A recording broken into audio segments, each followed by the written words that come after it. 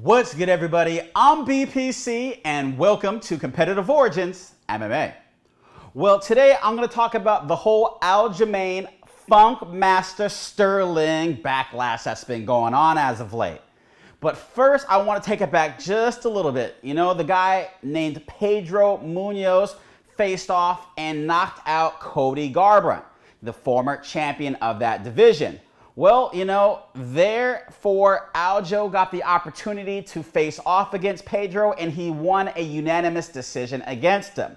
Well, then Aljo stepped it up and then won a submission victory, or I should say won by via submission, against Corey Sandhagen in as little as 1 minute and 28 seconds. It was definitely a very dominant performance. Now, to me, that looks like an extremely good resume. But for some reason, the UFC just didn't want to commit to Aljo, you know, and it took them an extremely long time before they committed to putting him in a championship fight with Petr Yan, the current champion. Now, obviously, they could have threw him in the championship fight when the belt became vacant, but, you know, the powers that be chose not to. But anyways, he kept doing what he needed to do. He kept staying on the winning path, and he got his chance to go against Petr Yan. Well, the fight was actually scheduled for UFC 256, and then it was rescheduled to UFC 259. Now, if you guys haven't done so already, please hit the subscribe button and click the notification bell so you can be notified as soon as these videos go live. See, I have a series that I just launched last week, and it's called Fight Week, and it's documenting the behind the scenes of Jairzinho, Biggie Boy, Rosenstrike on his Fight Week at UFC Vegas 20 against Cyril Gane, in which he headlined. Now, I actually had the opportunity to meet Aljo at the UFC Performance Institute. Super cool guy, as he was actually getting ready for his fight against Petr Yan at UFC 259. So be sure to check out that series, and don't forget to hit the like button on this video. Now, once the fight actually began, it was pretty exciting. You know, Aljo was definitely very energized. You know, he went in there and he was definitely overwhelming Petr Yan. At least that's what it looked like to me. There was a lot of volume, a lot of pressure that he was dishing out. And I actually feel like he won the first round and he won the second round. Now, on the judges' scorecards, they only gave him one of those rounds, two of the judges, while the third judge actually agreed with me and gave him two of those rounds.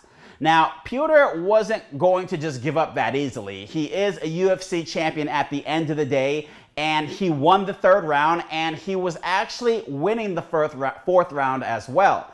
Now, he was pretty patient, I would say, as he went along these rounds, but then he started picking up the pressure. Now, what was really kind of odd to me was the fact that Aljo was doing a lot of spinning in this fight, and he was doing a lot of falling. I just didn't quite know why he couldn't keep his balance. Now, DC, doing commentary on the fight, said that it was nervous energy. You know, I don't really know anything about that, but, you know, if it is, you know, at the end of the day, what it is.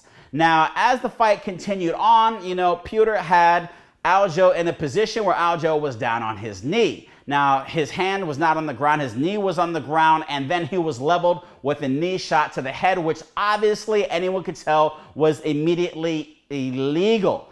Now, Aljo fell down to the ground, you know, the fight was stopped, and the referee seemed like he was going to give Aljo every chance to get back into the fight. Now, obviously, when you see it in the NFL, some guy takes a really bad shot to the head, you can tell whether the guy is okay or not, you know? And that's with the guy wearing a helmet and, you know, and getting hit by somebody wearing pads. This was the bone of somebody's knee slamming against somebody's forehead, and obviously that just doesn't go well. You know, ask, you know, Chris Weidman, who took a knee, you know, from the Soldier of God, Yoel Romero. And then you also have to think about, you know, who is it? Jorge Gamebred Masvidal, blowing, you know, the brains out of, you know, Ben Askren with that knee shot. So these knee blows are pretty severe, if you know what I mean.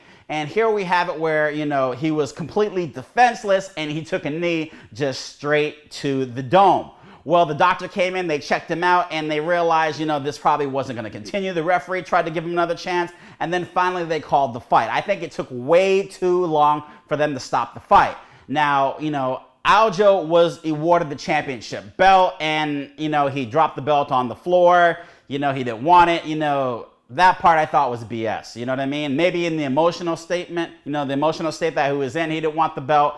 But who doesn't want the championship belt? There's so much money. There's so much praise that comes with it. But obviously, this isn't the way that you want to win the championship belt. But then you got to take into consideration, this guy put in a full camp. He did everything he needed to do to get in position to become a champion. And now when he was in position to win the championship belt, he was given an illegal blow to the head. You know, this isn't WWE. You know, I remember in pro wrestling how, you know, individuals would, you know, the bad guy would be in a situation where he was losing the fight and then throw a knee to the head, or not a knee to the head. He would do something that would get him disqualified and he'd be able to keep the belt. In this situation, you don't get to keep the belt, and it's for good reason, because this would give any UFC fighter the opportunity to get out via disqualification and just have the two individuals rematch it again if the fight wasn't going his way. So I'm quite happy that, you know, the title did change on disqualification. Now, I know there are a lot of people that were saying, like Joe Rogan, you know, they can't swap the titles on disqualification. Well,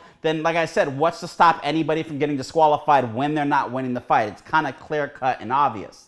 Now, as far as, you know, why Petr Yan even threw the illegal knee to the head, well, Khabib had translated the Russian language and had stated that he was told that he could go ahead and hit him, and that's why he did. I heard reports that Peter basically stated that he was focused on the hands not being on the ground, and that's why he leveled the knee, you know. And then there's people that are going out there, you know, that at the end of the day said other things. But, you know, at the end of the day, it was illegal. You know, there's nothing to deny about that. Now, there are people that are also saying Aljo faked it, that he took the knee to the head, he should have just kept on going. You know, there have been other situations where UFC fighters like John Jones have kneed like an individual like Anthony Smith in the head, and after he took some time, he did get back into the fight.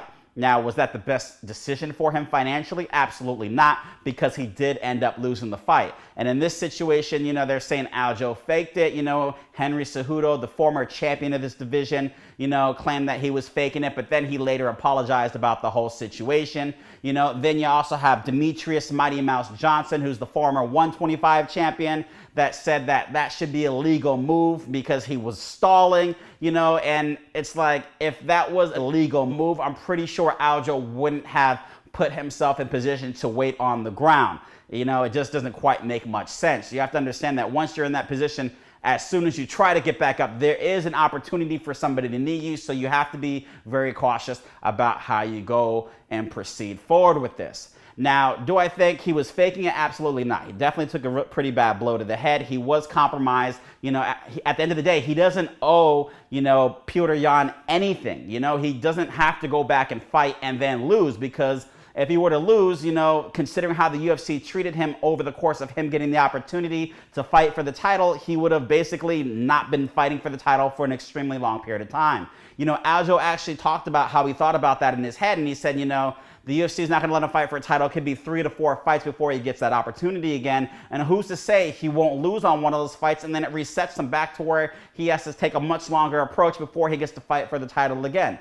So I completely understand where he was at. You know, he doesn't own Peter anything. And for him to, you know, win the belt on that, you know, it basically sets him up financially. He's going to get a massive pay raise, which is great for him. He will also get a cut of the pay-per-view percentage, which is also really nice for him. And maybe he could set himself up for the future down the road. And, you know, at the end of the day, he's going to get to run it back again. He's going to be able to defend his belt, more than likely against Petr Yan, according to Dana White. So that should be a really exciting fight to see. Now, there are also pictures floating around on the internet where you saw him celebrating with his family, his friends, wearing the title belt.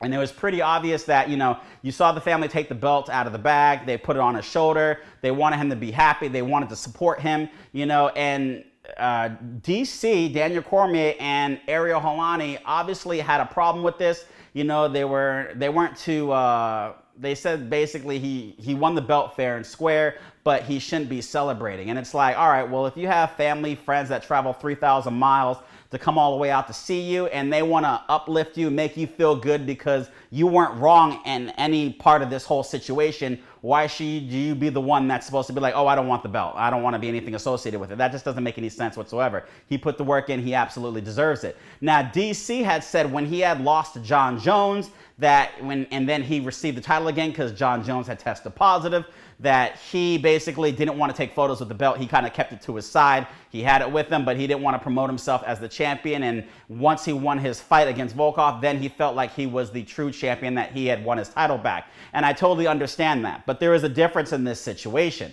See, DC lost because John Jones had known his traits. John had studied him, and John even said it. There's things that DC does, and DC did it, and he caught a head kick to the head.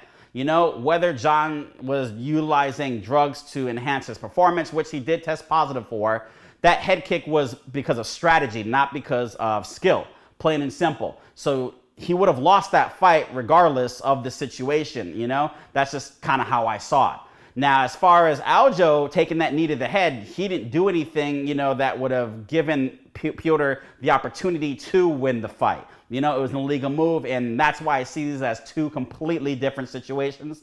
Let the guy enjoy his championship title while he has it now. You never know, he could lose the next fight, and then he doesn't get to fight for a title for an extremely long time, or he ends up winning the fight. But he is the new champion. He did put in the fight camp to get there, and he did put in the work to become champion, so let the man celebrate. Go into the comment section below. Let me know what you guys think about this whole situation. Do you have a problem with him winning the belt via disqualification? And do you have a problem with him and his family and friends celebrating? Obviously, you know, whether photos were taken or not taken, this would have happened behind closed doors. In the day of social media, what doesn't end up on the internet? It's just something that's so normal nowadays. So for that to show up, it's kind of like, okay, whatever, not a big deal or whatever. He's the champion now. He owns the belt. He can do with it as he pleases. He's with friends. He's with family. Let him enjoy his time. Go to competitiveorigins.com. Type in promo code MMA92 so you can get 10% off this Competitive Origins no matter what t-shirt. Thank you for tuning in today, guys. I'm BPC. And remember, you've been competing since conception. Whether you're competing against yourself or others, Competitive Origins.